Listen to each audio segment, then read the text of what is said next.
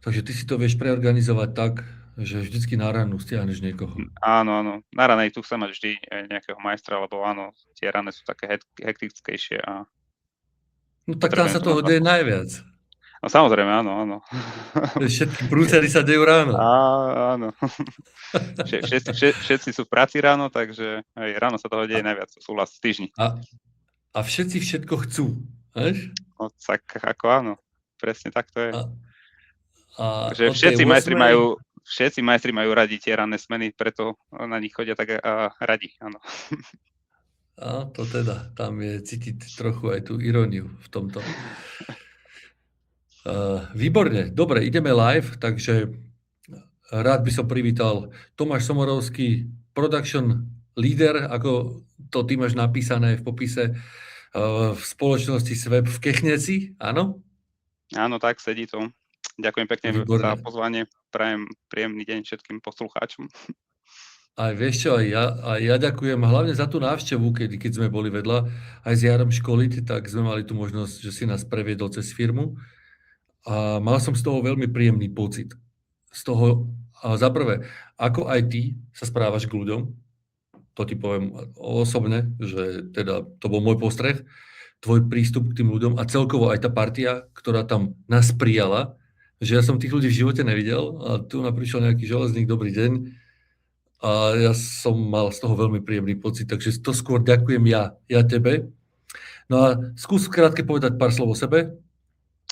Určite, ale každopádne my sa snažíme, aby sa tu každý cítil u nás príjemne, či je to návšteva alebo aj zamestnanec, takže ku každému sa snažíme správať rovnako. A pár slov o mne, som team leader na úseku testing aktuálne, zodpovedám za 4 smeny, mám 4 majstrov pod sebou a pracujem v SVP. Teraz mi začal akurát tento týždeň 12. rok. No a naša firma vyrába výmenníky tepla, takže do kotlov, do chladiarenských zariadení. No a aktuálne asi AI by bez nás nefungovala, pretože naše výmenníky chladia všetok ten výkon, takže asi tak skratke, čo robíme. No chvála Bohu a vďaka Bohu za vás. A je to značne. By sme nemali AI. Dobre, ty si tam 12 rokov a ja sa ťa rovno opýtam, že kde si začal pred 12 rokmi? No začal som ako majster. Rovno majster. A tvoje začiatky majsterské, keď si spomenieš, čo ti najviac chýbalo, keď si bol majster na začiatku? Veľa vecí. Daj také, že top 2, top 3, ktoré ti najviac chýbali, kde dneska s odstupom času vidíš, že toto sa mi nedostávalo, toto mi išlo na nervy, toto ma frustrovalo. Ešte akože jednoznačne nevedel som, ako správne komunikovať s tými ľuďmi. Toto bolo pre mňa na začiatku také možno ťažšie, postaviť sa pre tých ľudí a povedať im niekedy aj možno nie úplne príjemnú správu. Komunikácia, OK. Komunikácia jednoznačne. No jasné. Tak a v tej výrobe je to... Dodnes si pamätám môj taký akože prvý komunikačný prúser, kedy proste počas týždňa sme nestíhali. Trebalo odkomunikovať ľuďom, že postavíme 6. nočnú, teda extra na čas. No a keď som tam sa postavil pred 33 operátorov a mal som im vysvetliť, že nebudú cez víkend doma, ale že musíme prísť do práce, tak no a oni začali hneď, ja už mám plány, ja nemôžem, ja sa na to môžem vybodnúť. Tak nebolo to jednoduché. A dodnes si pamätám, že som povedal, že to hore tak rozhodli. A musíme prísť. Takže nebolo to úplne šťastné, ale bol to začiatok, takže každý niekto nejak začínal a za mňa tá komunikácia je jednoznačne. Inak to je taká moja obľúbená veta, keď ľudia povedia, že to hore rozhodli. To je ten poštár, hej? To nie je ani majster, to je taký ten poštár. Ale je to v poriadku, lebo keď človek začína, tak nevie, vieš. Áno. To sa volá, že nevedomá nevedomosť. Ty nevieš, čo vlastne nevieš a nikto ťa to nenaučí. Lebo za mňa toto je vec, ja ti to k tomu poviem rovno, že a kto ti to dovolil toto povedať, vieš? Áno. Lebo ty to nemyslíš zle, ale ty nevieš, že toto je skrátka taký jednoduchý alibizmus. Že však ja som v pohode, ja som kamoš, my sme OK, len oni tam tí hore nerozumejú tomu a oni to takto pokazili a rozhodli. Ale ja som stále v pohode. OK, to je komunikácia jedna vec. Čo by si ešte povedal, že čo ti tam v tých začiatkoch chýbalo najviac? No možno nejaká taká prioritizácia, pretože tých úloh bolo ako veľa. Majster má nikdy nekončiaci zoznam úloh počas toho dňa a nevedel som sa možno správne rozhodnúť, že čo má byť tá priorita top 1, top 2, top 3, takže no a skákal som, bolo to chaotické, nevedel som si to možno na začiatku tak úplne upratať. Aha. No, minulý týždeň som mal takúto debatu, majú projektové riadenie a každý projekták chodí za majstrami so svojimi požiadavkami a každý má svoje priority. Jasné. Tak mi to prišlo také veselé, také zábavné, hovorím si, že to je skôr taká showparáda. Áno. Že kto viac kričí, alebo s kým mám lepšie vzťahy, tak toho uprednostním. Áno. Aj s tými prioritami. Ja som fanúšikom toho, že jeden rozhoduje. Jeden rozhoduje Určite o tom, áno. že čo ideme robiť a čo je priorita. Ja Presne nemôžem tak. mať 5 ľudí, ktorí mi budú dávať priority, lebo to je cesta do pekla. Komu vyhoviem a komu nevyhoviem. A ja sa mám rozhodnúť. A čo keď sa rozhodnem zle? Čo keď nemám informácie? Priority by mali byť vo firme jasné a samozrejme tie priority sa z času na čas menia, ale minimálne v týme by sme mali byť naladení na jednu vlnu. A vlastne o to sa ja snažím, aby sme sa na tie priority pozerali rovnako a či už sa na to pozerá majster na dennej smene alebo majster na nočnej smene, tak aby sme ich vedeli rovnako vyhodnotiť. Ja som si týmto peklom priorizácie rovnako prešiel, kde sme mali 5 dám v Nemecku, ktoré priorizovali každá svoju oblasť zákaznícku. A to dospelo už do takého stavu, že ak sme mali telko, vrieskali do telefónu, sa prekrikovali, čo je dôležitejšie. Z toho stretnutia som odišiel a povedal som kolegovi, že dohodni sa s nimi a ja chcem, aby jeden človek nám dával priority. Ja idem do výroby. Ja som výrobár a ja to tu nebudem počúvať skrátka. Ja ich chápem, ten stres, len tým, že ona tam bude vrieskať hlasnejšie, to neznamená, že je to dôležitejší zákazník. Ja to posúdiť neviem a nech to posúdia kompetentní. A aj tak bolo, dohodli sa, jedna osoba dávala priority a veci začali fungovať. Takže, tak aj no dobre, tak máme viacero takých akože produktových streamov, viacero plánovačov, no a proste na tej rane, keď začne ten kolobeh, že každý plánovač naháňa niečo svoje, majster je len jeden, no teraz chudák, ako sa má rozhodnúť, že či ide vyhovieť tomu alebo tamtomu, takže o tom to je nastaviť si, že priorita je tento stream a proste tomu sa venujem ako prvému a takto musíme byť nastavení všetci. Súhlas. Takže komunikácia, priorizácia alebo prioritizácia. No a tá tretia vec, ktorá ťa privádzala do frustrácie, bola ktorá? Keby si mal frustrácie? Keby som si mal spomenúť, no akože snažil som sa veci robiť čo možno najlepšie a čo možno najdokonalejšie a to mi žralo veľa času možno v tých začiatkoch a možno som sa naučil tak časom o tú prácu, nechcem povedať, že podeliť, ale takto poňať viac trošku akože tímovejšie. Nemusí byť všetko iba na mne, ale vedia mi s tým pomôcť moji ľudia, ktorí sú šikovní a takto vieme urobiť ako keby oveľa väčší objem práce. A jednak sa podelím a tí ľudia ako keby rastú, rozvíjajú sa. Takže nejak tak sa podeliť s tou prácou možno, delegovať. Toto bolo na začiatku možno pre mňa také ťažšie. Snažil som sa, všetko robiť ja, všetko robiť najlepšie, ako viem a veľa vecí som si nechal pre seba. Zbytočné. Pritom ten kolektív to dokáže úplne v kľude poňať, presne. Za mňa výborné. Ono s tým delegovaním, že kedy máš problém a delegoval si úlohu a nie zodpovednosť, to je taká otázka, no keď príliš často počuješ vetu, a to si nepovedal. To je taká moja obľúbená fráza, že vtedy vieš, že máš problém s delegovaním. No to si nepovedal. To si zadelegoval úlohu. A inak, keď deleguješ úlohy, ľudia čakajú, že budeš stále delegovať úlohy. Keď deleguješ zodpovednosť, tak už potom je to o výsledkoch. A tam už není čo hovoriť. Veď vieme, aké máme dosiahnuť výsledky a nie, že to si nepovedal. Vieš? Áno, presne tak. Súhlasím. OK. A kde je podľa teba tá hranica, kde by majster mal riešiť operatívu, alebo ktoré činnosti by mal v rámci operatívy už prenechať na druhých a skôr sa venovať tým možno menej operatívnym a dôležitým veciam, ktoré, jak by som, rozvíjajú ten kolektív, jak si ty hovoril. Že aká tam je tá hranica? Lebo ty máš 4 majstrov, že ako ich to učíš ty? Ťažká otázka, že či existuje vôbec nejaká taká jednoznačná hranica, že kedy. Asi to záleží prípad od prípadu, ale ja sa snažím vždy riešiť s mojimi majstrami to, že ak máme nejaké priority, tak samozrejme nevie sa venovať 3-4 naraz. Preto si to rozkuskovať, aj ten deň, aby mal jasné priority, nejakú tú jasnú štruktúru.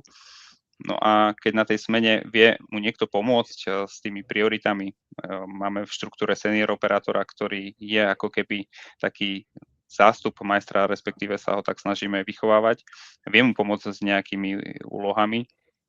Takisto aj keď ten majster si ten tím buduje ako nejakú takú, nechcem povedať úplne, že samostatnú jednotku, ale takú autonómnejšiu, že ten operátor nechodí za ním s každou jednou hlúposťou, ale vie si zavolať toho servisáka, vie mu len potom povedať, že nešiel mi tú chvíľu stroj 10 minút, zavolal som servisáka, opravili sme to, prosím ťa, zapíš to do reportu. Tak ten majster má potom oveľa viac času na nejaké také dôležitejšie úlohy, ako riešenie úplne takých malých operatívnych vecí, ktoré vie možno správne naučiť aj operátora. Že akože nie budovať takého superhrdinu, aj, že všetko musí ten majster urobiť, ako to bola možno aj moja chyba niekedy na začiatku, ale aby ten tým fungoval, aj keď ten majster tam nie je. Inak ten pojem superhrdina, dobre, že si to otvoril. Ja si nemyslím, že to je správny majster, taký ten, ktorý je superhrdina, všetko zachraňuje a ešte sa aj obetuje. A keď je treba a je treba, ešte aj robí spolu s tými ľuďmi. To je za mňa, to je nesprávna cesta. A súhlasím s tým, čo si povedal. Aj preto si tu dnes, lebo v tomto smere to ja vnímam, že to máme nastavené rovnako. Určite. Že s tými majstrami potrebujem pracovať tak, aby to neboli, lebo tie superhrdinstva skončia potom tak, že nikto prácu majstra u nás robiť nechce. Lebo nie každý je Marvelovský superhrdina a nie každý dokáže takým spôsobom improvizovať. A ja skôr potrebujem, aby majstri fungovali v systéme. Presne tak. Toto je pekné slovo.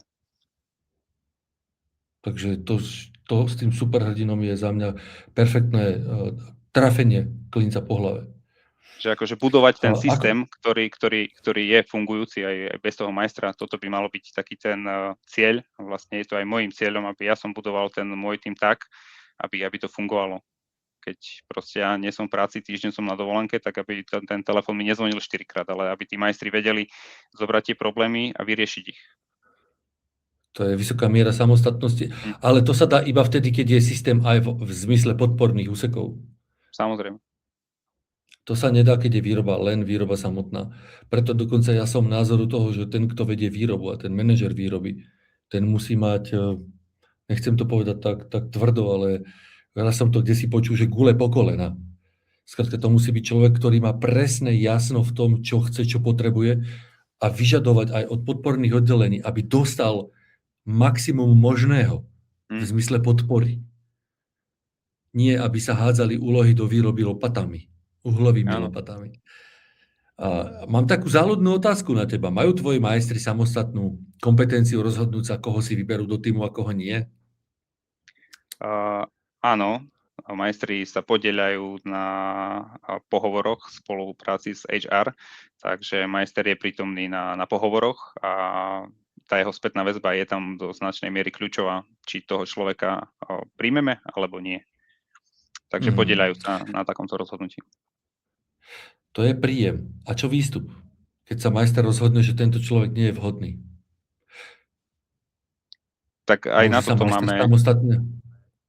môže sa samostatne rozhodnúť, samozrejme, ale nie je to akoby záležitosť, že sa ráno zobudím a rozhodnem sa, že dneska niekoho vyhodím.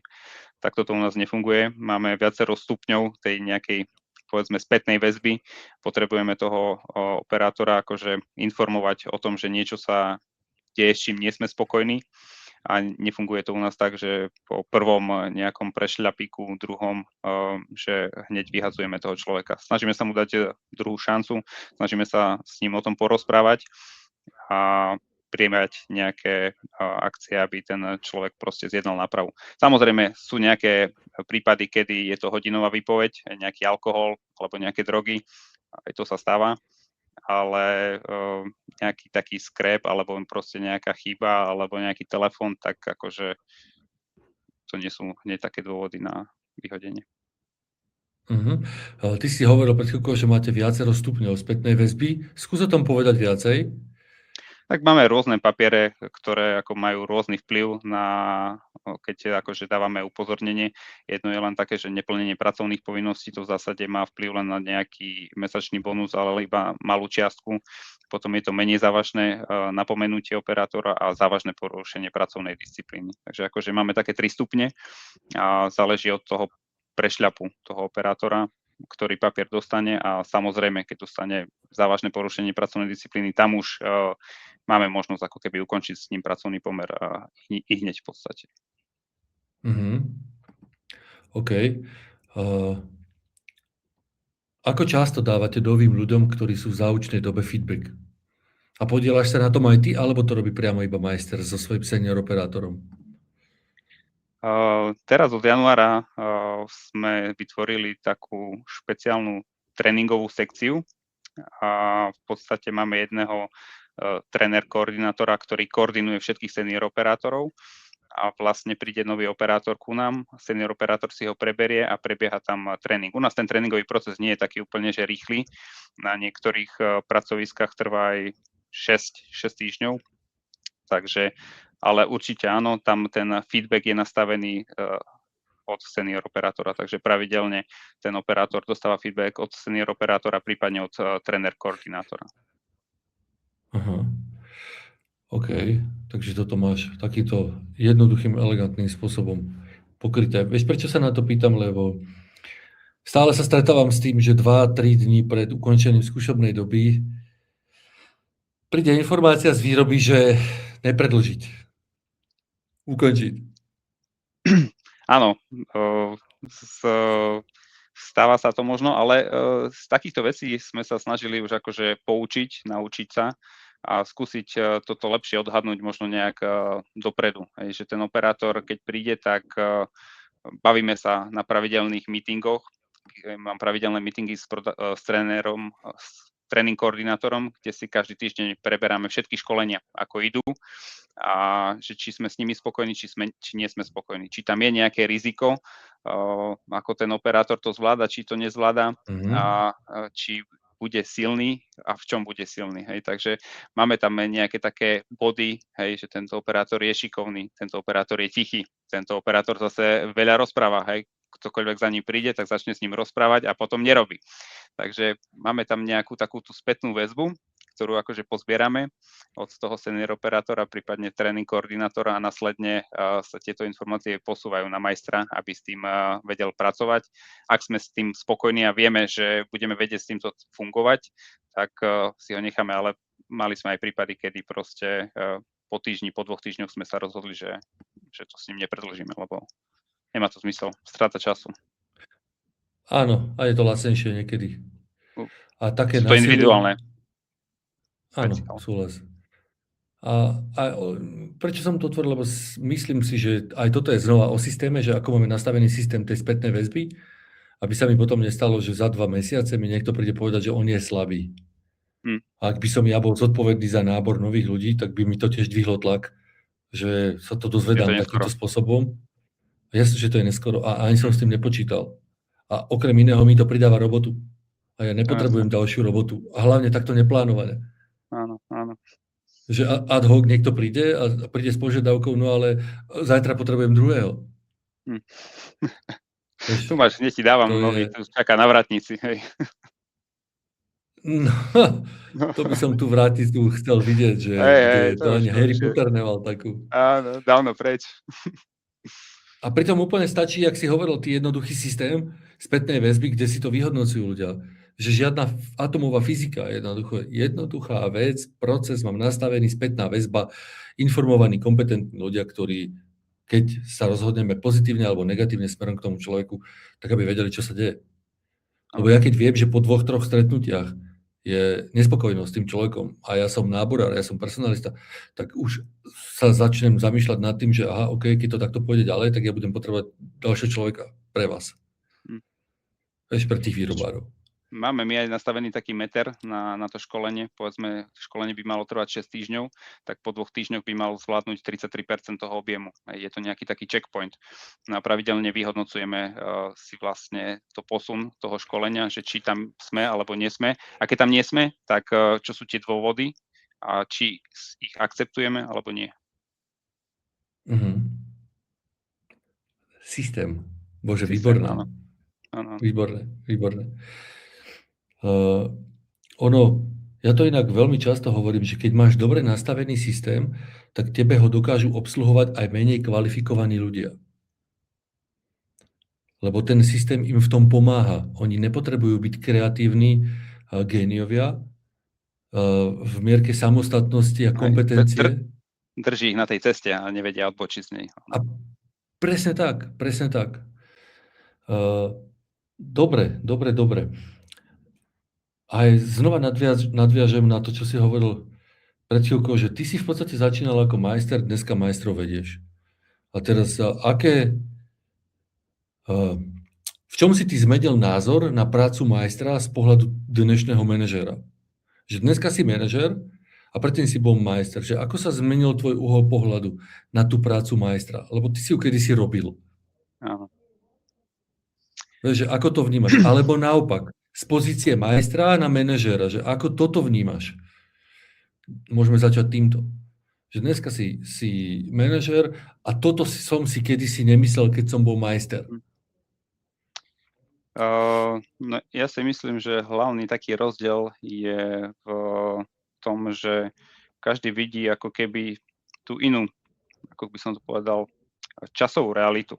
Že ten manažer vidí to ako keby tak trošku viac z takého týždňového pohľadu, možno z mesačného, ten top management z kvartálneho.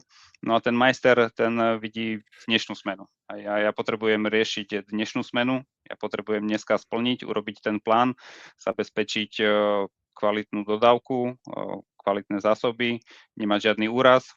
Takže on proste má na to taký pohľad tých 12 alebo 8 hodín, záleží od toho, ako pracuje. Takže trošku taká tá iná perspektíva možno.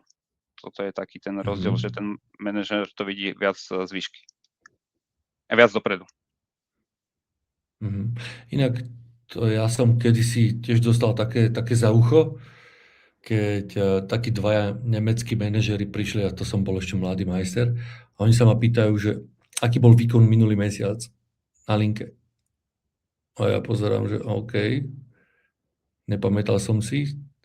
A aký bol výkon, myslím, že včera? A ja som vedel, že bol nad 80, ale nevedel som presne číslo. A ja som potom nad tým uvažoval a pre mňa to bolo tiež také zistenie, že ja sa vlastne na to pozerám len z hľadiska operatívy, že prežívam hodinu za hodinou.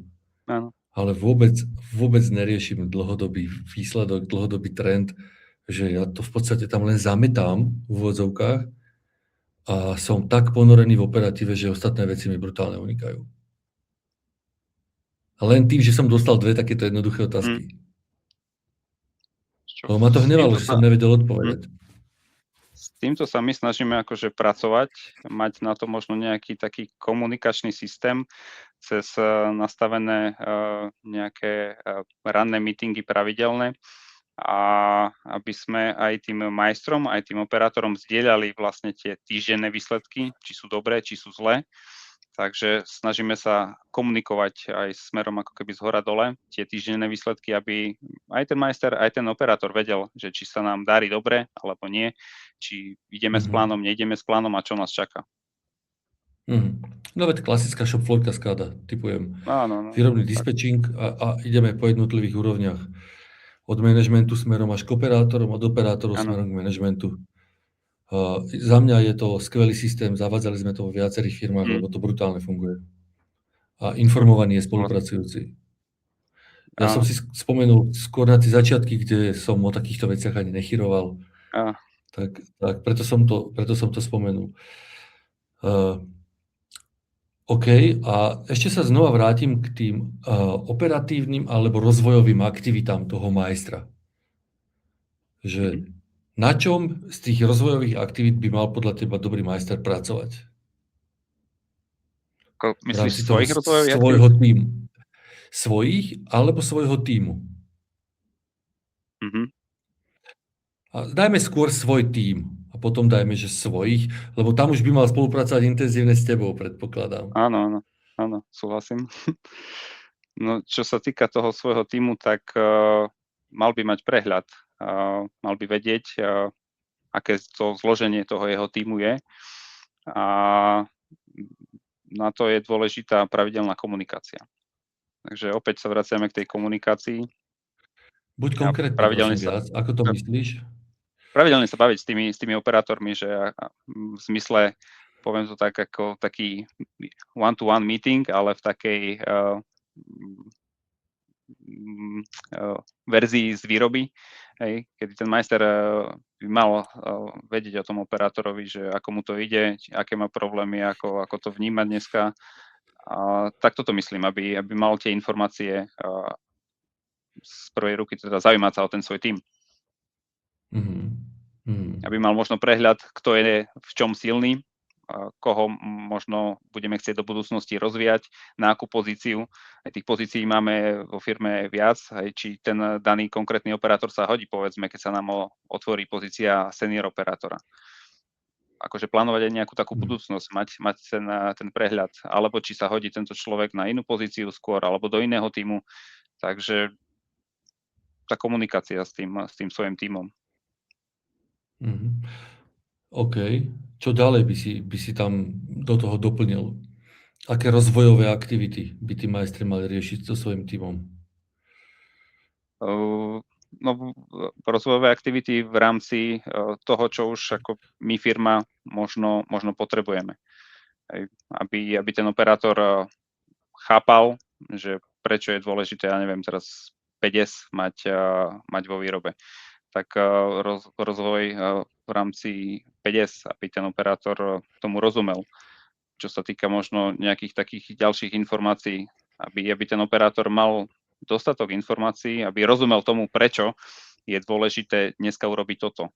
Zdieľať tie svoje rozhodnutia group leader, aby vysvetľoval tie svoje rozhodnutia, aby ten operátor si nedomýšľal, ale aby vedel, prečo ten group leader dneska takto rozhodol.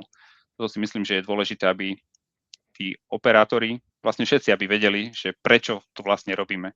Lebo keď nevieš to prečo, tak tam potom prichádza takéto domýšľanie si a z takého toho domýšľania vznikajú celkom zaujímavé či už hoaxy, alebo rôzne nepravdivé informácie, ktoré sa nám šíria potom z fajčiarky. To je taký ten kanál najlepší asi na to. Neviem, či súhlasíš? No ja ti k tomu poviem a úplne pritvrdím. Ak ľudia nevedia prečo a nemajú informácie, tak vytváram u nich nezáujem. A akýkoľvek problém sa stáva tvojim problémom, alebo problémom majstra, alebo problémom manažmentu. A to len... Nedávno som to totižto na jednom školení riešil s majstrami, aj s tým lídermi a bavili sme sa o tom, čo ľudia vedia, čo ľudia nevedia a oni mi povedali, ale ich to nezaujíma, tých ľudí. A dospeli sme k tomu, že tých ľudí to nezaujíma, preto, lebo o tom nikto z tých majstrov tým ľuďom nerozpráva. A nerozprávajú im presne to, čo si teraz povedal. Nedávajú im to prečo. Nedávajú im tie informácie. Prečo je dôležité splniť termín? Prečo je dôležité splniť kvalitu? Prečo je dôležité mať upratané pracovisko? Vieš, že prečo je to dôležité? Aj tie okuliare mať nasadené. A niektorým aj toto potrebuje človek zdôrazniť, že aj tá bezpečnosť je dôležitá a prečo je to tak? Ja si dám pozor, majster. Vieš? OK, keď budeš doma v garáži, môžeš si dávať pozor. Hm. Ale tí ľudia ohrozujú aj teba ako majstra. Presne tak, ja som zodpovedný za nich. A keď sa im niečo stane, tak bude to moja zodpovednosť.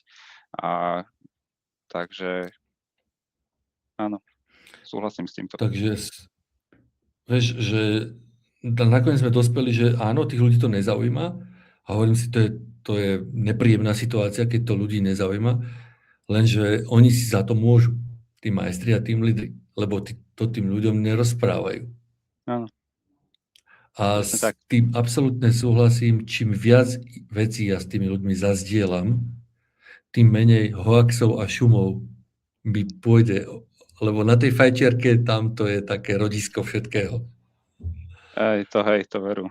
Ja som mal jedného takého, pozdravujem týmto Peťa, a každá jedna informácia proste prišiel za mnou, to zase ideme prepúšťať, lebo, ja neviem, zakázali sme nadčasy, hej, alebo proste nejaká taká informácia zase, že nemal objednávku, čo robiť na lise 2 hodiny. Tak hneď prišiel za mnou, že preboha, zase ideme prepúšťať, už si robím životopis, už ho posielam niekde, pretože aj začal si domýšľať, ale áno, takto sme vedeli, že proste on nedostal správne vysvetlenú tú informáciu, že prečo nemal 2 hodiny objednávku. Jasné. Takže prečo tie nadčasy sú teraz akože nie sú dovolené. No. Aha. Takže každý má takého OK. Peťa asi, no. Áno. Čo na fajčiarke svoje príbehy René Mládenca potom rozpráva Hej. po celej firme. Aké ďalšie ešte aktivity sú podľa teba dôležité, aby majstri so svojimi ľuďmi robili? Rozvojové aktivity, aby to nesklzalo len k tej operatíve. Aby to nesklzalo len k operatíve? No, áno, aby sa venovali aj rozvoja firmy, rozvoja výsledkov, rozvoja ľudí, celkovo, vieš, k tomu nejakému performance, že čo z toho, čo robíte vy. Hovoril si o tom one-to-one, hovoril si o tom vysvetľovaní, o tej komunikácii tým ľuďom, dať im ten dôvod, prečo. Áno, tak Že, v rámci čo ďalej by si tam... nášho akože každodenného tier 1 meetingu tam majster prezentuje tú performance za uplynulú smenu týmu, takže je tam pravidelný feedback, že či ten výkon bol dostatočný alebo nebol dostatočný. A keď bol nedostatočný, tak či tam boli nejaké relevantné dôvody na to, alebo nie. Takže máme nastavený takýto systém spätnej väzby na každej smene. Vlastne všetci dostanú ten feedback za tú uplynulú smenu. To je za mňa výborný nástroj, ja sa divím, že to nie je v každej firme. Ja by som to dal ako povinné. Toto by som dal ako povinné. Aké boli výsledky včera? Prečo boli také včera? Aké výsledky chceme dnes? Aké výsledky chceme zajtra? Tak. To je must have. OK. Poviem ešte jednu takú vec, čo máme my v mojom týme. Ako pravidelne každý pondelok máme taký meeting, kde sumarizujeme také týždenné výsledky a bavíme sa, že čo nás čaká do budúcna. No a ja ten meeting normálne nahrávam. Je to nejakých 12 minút. Je to taký náš tímový podcast. Proste preberieme si výsledky toho tímu, preberieme si, čo nás čaká, preberieme si tam dôležité veci, ktoré chceme odkomunikovať operátorom z hľadiska ako mňa, z hľadiska kvality, z hľadiska inžinieringu. No a potom tento podcast zdieľame so všetkými majstrami, so všetkými quality auditormi a tak zabezpečíme, že vlastne všetci majú v rovnakom čase rovnakú informáciu. Ten majster, ktorý je tu dneska, má takú istú informáciu ako ten, čo príde na nočnú.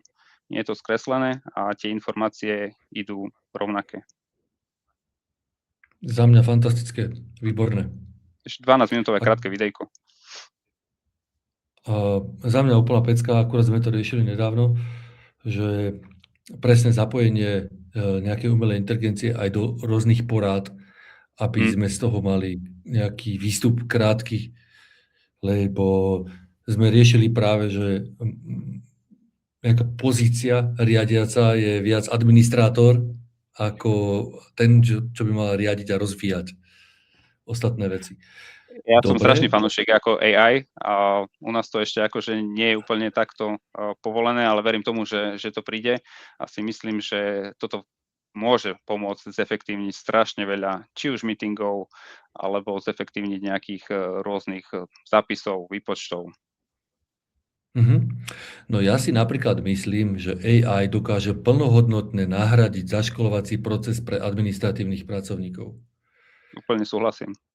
Akože, ja som to videl 2 roky dozadu, som bol na jednom školení v Nemecku a tam nám riaditeľ firmy ukazoval od nástupu až po výkon práce, ako administratívny pracovník, hej, poviem, že to nebol vo výrobe, ale aj tam sa dá veľa naučiť. Oni mali všetko normálne natočené, nahraté, niečo ako sa tu my bavíme a že ten človek skrátka raz vysvetlí niečo, čo robí, nejaký proces. Trvalo to, ja neviem, koľko, asi 3/4 hodinu, ale úplne do bodky tam niečo vysvetlil tak, aby to ten druhý dokázal samostatne urobiť. A ja som na to pozeral s otvorenými ústami, hovorím si, že to je perfektné, lebo pri každom jednom novom zaškolovaní on to musí robiť znova. A znova. A znova. A je to extrémne frustrujúce, ak je tých ľudí, ktorých zaškolujem veľa. A dneska je doba taká, že podľa mňa aj na veľa výrobných profesí sa toto dá spraviť. Len to stojí začiatočnú investíciu kopa roboty. Ani by som možno nepovedal, že kopa roboty, skôr je možno, niektoré firmy majú teraz problém s tým AI vôbec akože pustiť, lebo je tam nejaká obava, čo sa týka úniku dát, ale toto sa strašne akože pekne dá, to nejaké také personalizované školenie. Vieš, ja neviem, teba trápi 5S na danom pracovisku, tak cez AI si proste vytvoríš minikurs, hej, na vysvetlenie toho 5S a máš to hotové do hodiny. Aj zajtra máš preškolených všetkých operátorov na to, alebo na rôzne takéto repetitívne činnosti, presne tak, urobiť nejaké také video a využívať toto na vzdelávanie. Tie možnosti dneska sú, si myslím, že dosť veľké. No, tie možnosti sú brutálne a ja som aj preto, napríklad, ty chodíš na naše konferencie, zavolal Raula Rodrigueza, aby prišiel porozprávať o využití AI v rámci vibe codingu, lebo ma to fascinuje, počúval som s ním nejaký podcast a hovorím si, a bude robiť u nás workshop na konfere. Super, tak si teším sa, prídem. Potom si zober si aj notebook, lebo presne o tom toto je, že oni používajú umelú inteligenciu bežne, a tiež výrobná firma a on je v tomto za mňa úplne prekopník, lebo to poňal úplne až fanaticky. Áno, sledujem Raula, takže viem, aký je nadšenec AI, že robí mi radosť. Ale Raul má v tomto výhodu, že on nie je korporát, takže akože... Áno, má to vo vlastnej AI firme. vie pracovať takto, vie si tam dať tie túly, aké on potrebuje. No my, čo robíme v korporáte, tak možno raz sa tam dostaneme, áno. Jedine tak, alebo na Partizána, vieš, ako to je. No, tak to nie je moc šťastné. Jasné, to bol pokus o vtip. Jasné. Dobre. Ešte mám predsa len jednu otázku. Ako ty rozvíjaš tých svojich majstrov? Daj také 2-3 body, že najviac. Čo ti zabralo? Čo mi zabralo? Tak nejaká tá analýza na začiatku. Aj každému majstrovi som dal urobiť taký nejaký Garuda profil. Urobil som im nejaký taký kompetenčný model, aby som mal dostatok informácií, kto sa na čo hodí a potom nastaviť na to nejaký lepšie ušitý ten rozvojový plán. No a ten rozvojový plán mám zahrnutý v rámci one-to-one meetingoch, kde máme nejakú štandardnú agendu, ale bavím sa s nimi aj o tých takých rozvojových veciach, ktoré sú trošku viac ako keby personalizované na každého jedného. Ako často máš tie one-to-one meetingy? Je to každý týždeň s jedným majstrom, keďže sa mi točia 4, tak to vychádza mesačne. Každý mesiac má jeden majster, jeden meeting so mnou hodinový, no a potom sú to nejaké také spoločné meetingy operatívne každý deň s iným majstrom a nejaké také spoločné meetingy. Ale taký originál one-to-one je raz za 4 týždne. So štandardnou agendou. Okay. Samozrejme, sú tam nejaké tie meetingy, ktoré sú počas týždňa, ale to sú skôr tak operatívne a bavíme sa možno aj o tých veciach, ako sa dejú. Jasné. Dobre Tomáš, ja si myslím, že sme náš časový fond nielen vyčerpali, ale aj prekročili. Ani neviem, ako to ubehlo. 40 minút sa pozri na to. No, To sa zdá, ale vidím. Hej, to sa zdá, no. hej, Takže no. ďakujem pekne, držím palce a verím, že sa čoskoro vidíme. No minimálne na tej konferencii, takže tam sa chystám a budem sa tešiť. Tam dneska dúfam, že potvrdíme ďalšieho skvelého hostia. Mám dneska o 3:45 online meeting a to by mala byť ako veľká pecka. Tak sa teším na to meno potom. To sa zatiaľ je to v takomto stave, uvidíme. Dúfam, držím palce, aby sme dotiahli ďalšieho za mňa výborného výrobára. Jasne, budem. Už niekoľká generácia výrobárov, takže za mňa držme si palce. Tomáš, ďakujem krásne ešte raz. Tomáš Somorovský a vidíme sa čoskoro. Ďakujem pekne. Prajem pekný deň ešte. Ahoj. No,